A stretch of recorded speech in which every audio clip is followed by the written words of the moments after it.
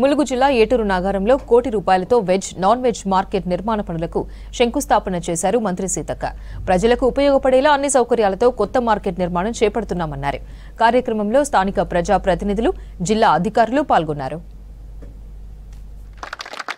అటు భద్రాచలం పోవడానికి, ఇటు దేవాదుల ప్రాజెక్టు, అటు ఛత్తీస్గఢ్ బార్డరు, ఇవన్నిటికి కూడా ఉపయోగపడతాయని ఆలోచించే 7.5 కోట్లతోటి మన ప్రభుత్వం వచ్చి రాగానే మరి ముఖ్యమంత్రి గారు మున్నం ప్రభాకర్ గౌడ్ గారి ఆలోచన మేరకు, సహకారం మేరకు డిపోను కూడా మనం ఇవ్వడం జరిగింది.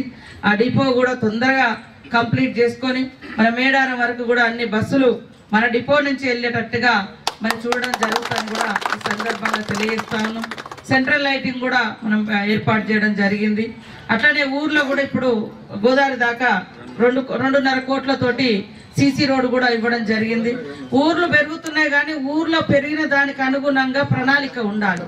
కాబట్టి ప్రతి ఊరుకు ఒక మాస్టర్ ప్లాన్ లాగా ఉండాలి.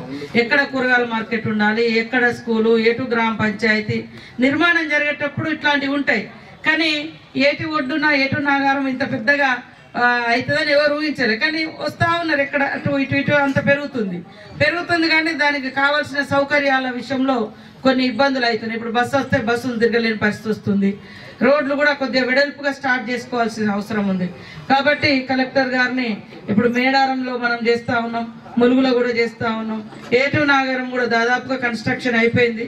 కానీ వీలైన కాడ ఇట్లాంటి సెంటర్లలో ఒక మాస్టర్ ప్లాన్ అనేది మనము తయారు చేసి పెట్టుకుంటే కన్స్ట్రక్షన్ అయ్యేటప్పుడే ఇక్కడ ఇది కట్టద్దు, లేకుంటే ఇది ఉండద్దు, ఇది ఉండాలి, ఇట్లా అనేది ఒక మ్యాప్ అనేది ఆ గ్రామ పంచాయతీలలో, ఆ హెడ్ క్వార్టర్లలో పెడితే అది అందరు అధికారులు వచ్చిన వాళ్ళు కూడా ఫాలో అవుతారు, మనకు కూడా ఇబ్బంది ఉండదు. కాబట్టి ఖచ్చితంగా తొందరలోనే ఇవన్నీ కూడా కంప్లీట్ చేసుకుందాం. మరి మీ అందరి యొక్క సహకారంతో ఈ గ్రామాన్ని మరింత అభివృద్ధి చేసుకొని అందరి కోరిక ఉంటే అందరూ తీర్మానం చేస్తే మున్సిపాలిటీ కూడా పంపించడం జరుగుతుందని కూడా ఈ సందర్భంగా తెలియజేస్తాను.